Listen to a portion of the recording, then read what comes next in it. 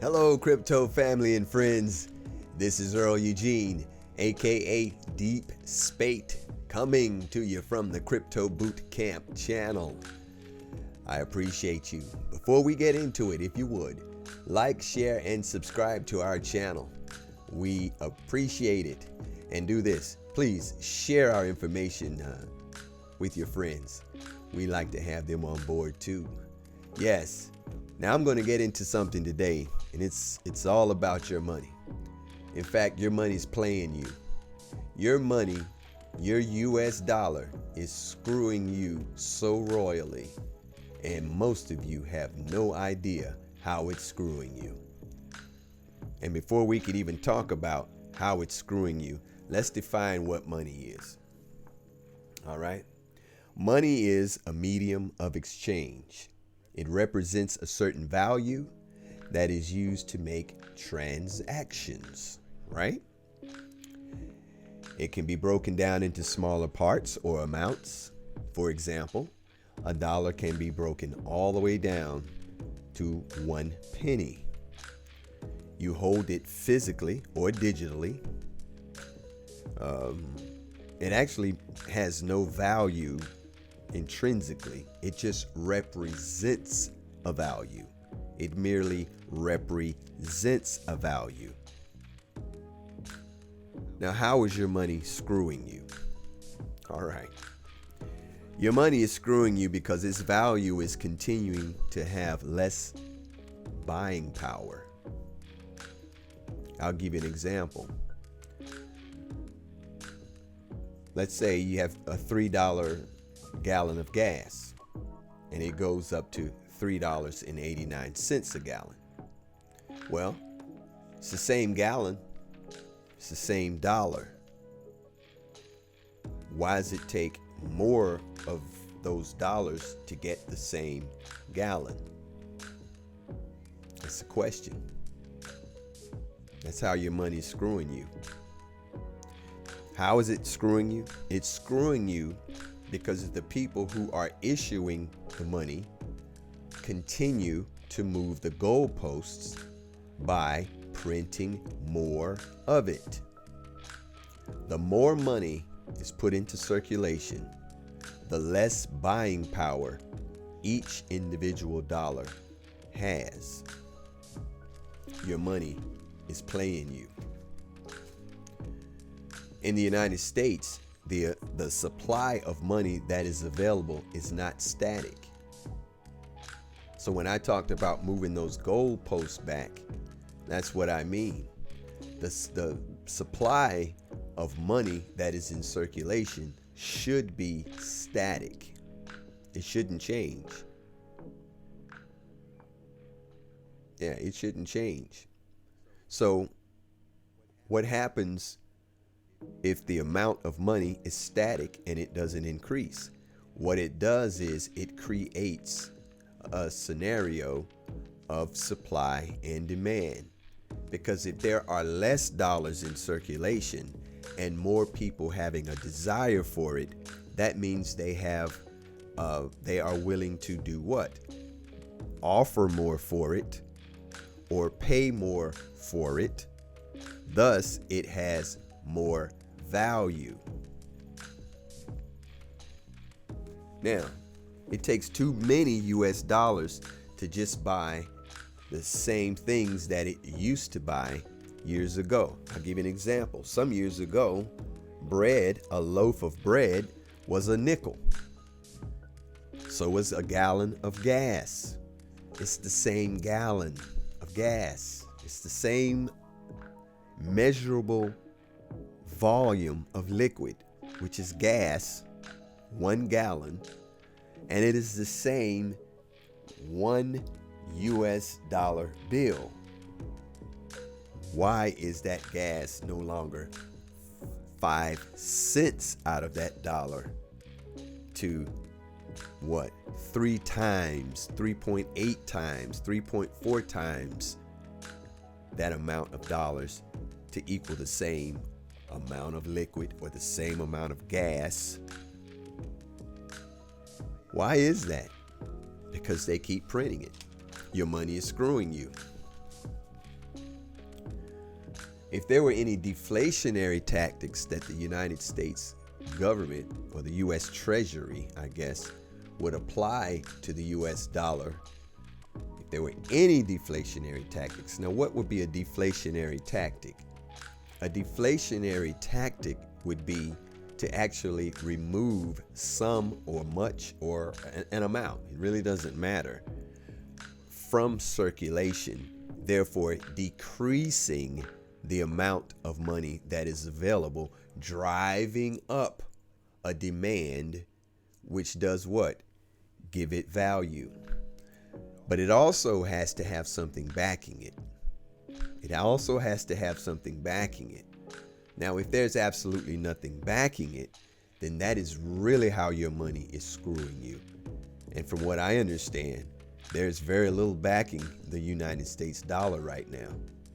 Yes, it is beginning to lose its position around the world as the petrodollar, or as the world standard currency. So this currency called the US dollar has been put in a position where very few countries, or fewer countries, are actually willing to accept it as payments for products, services, commodities, etc. Now, I was thinking the other day, for the last 20, 30 or some years, especially with the proliferation of drugs and crack cocaine, we would perennially see, or quite often see, if you will, many images and videos of confiscated amounts of money, large amounts of money being confiscated by this government. Well, what do they do with that money? Do they burn it? Do they incinerate it, take it out of circulation, causing a deflationary event?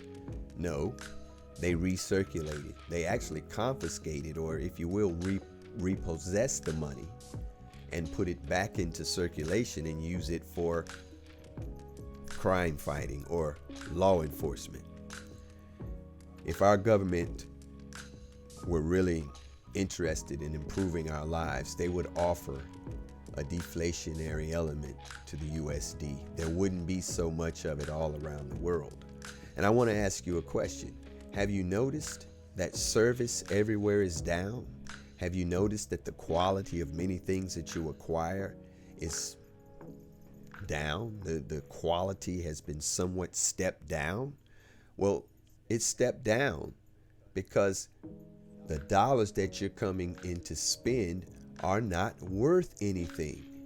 So therefore, people are not willing to offer high quality services and products because they don't have much of a demand for that money. If there was less money in circulation, more people would be clamoring and willing to work harder and do whatever it takes to gather it or gain it or earn it. And when in that particular scenario, you get what? Higher quality of services, higher quality of products. Everything improves across the board. But see, your money is screwing you. Your money is screwing you so bad that we don't get any of that now. So what is the solution? The solution is good use case cryptocurrencies. Not any old cryptocurrency. I'm talking about use case cryptocurrencies. Now, good use case cryptocurrencies are cryptocurrencies that are attached to a project or some form of technology that can be utilized outside of just it being a coin or it being an investment asset. Good use cryptocurrencies have a deflationary or a DeFi component attached to them. They also have a fixed amount of tokens or coins in circulation. Okay? And based upon its tokenomics, a true good use case cryptocurrency that is adherent to the principles of decentralized finance will have or will contain a burn feature where a certain number of coins are taken out of circulation with no chance of ever being used again.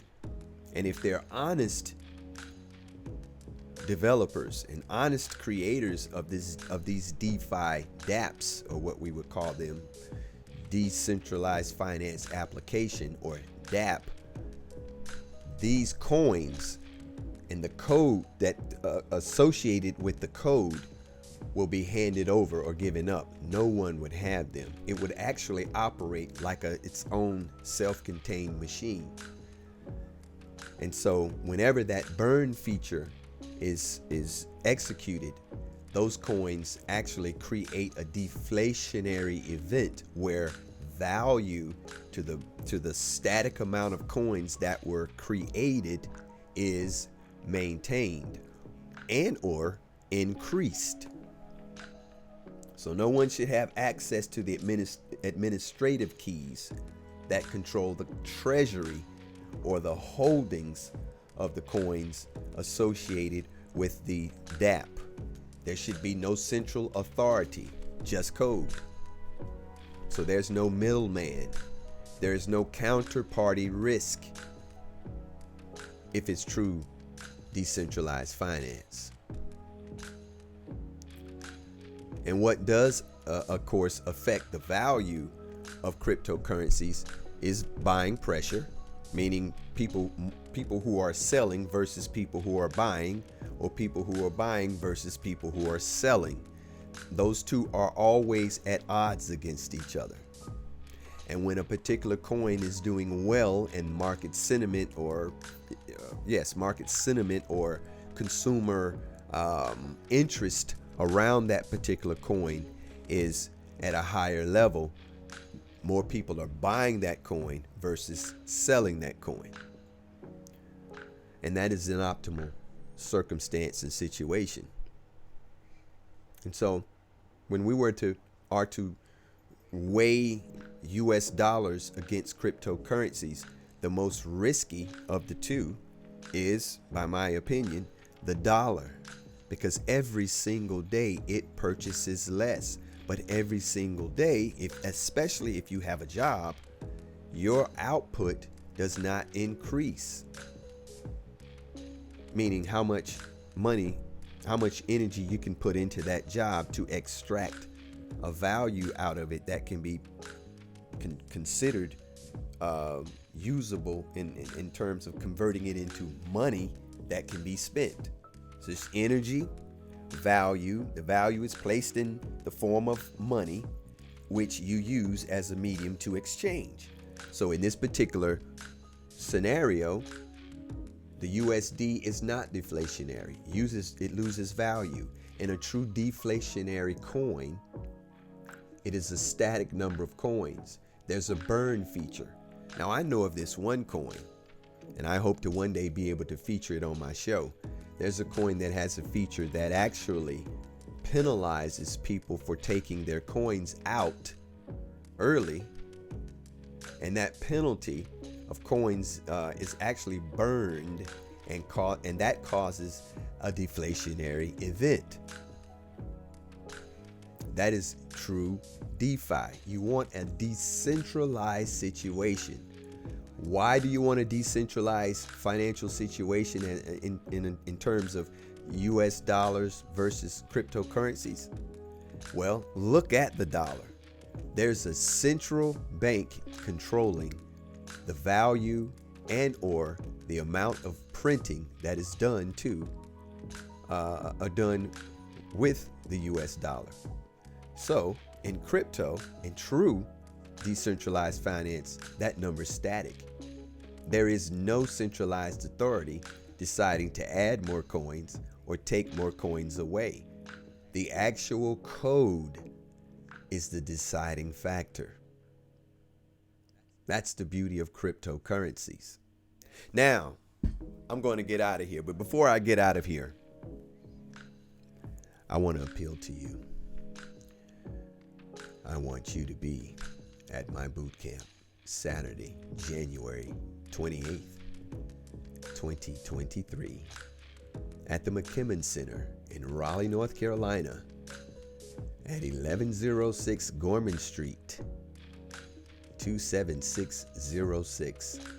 I want you at my boot camp. I want your friends and family at my boot camp. That is where we're going to take all of these concepts and boil them down into something. And when you leave, you will be fully adroit on the subject of cryptocurrencies. That we promise. Our word here, our motto is, we do what? We educate, we matriculate, and we elevate. Those are the three elements that will be gleaned at the Crypto Bootcamp event. Now don't forget, we got friends coming into town, Raleigh. Please be in place because we need as much love and warmth for our friends who are coming to visit us. And when they get here, we're going to have a wonderful time. Now don't forget, after the boot camp, we're going to have a mixer. We want to be there. We want you to be there. And let's sit down and talk a little bit more about cryptocurrencies and get to know each other. And let's begin to build our crypto community, our cryptocurrency community right here in Raleigh and in the Wake County and all the surrounding areas. And this is one final statement. All are welcome. All are welcome. It does not matter if you're black or white, if you're Jew nor Gentile, if you're straight, if you're gay, if you're up, if you're down. It doesn't matter. This is a house for all people because cryptocurrencies helps give you freedom, and freedom gives you privacy, and privacy gives you freedom, both financially, spiritually, and physically.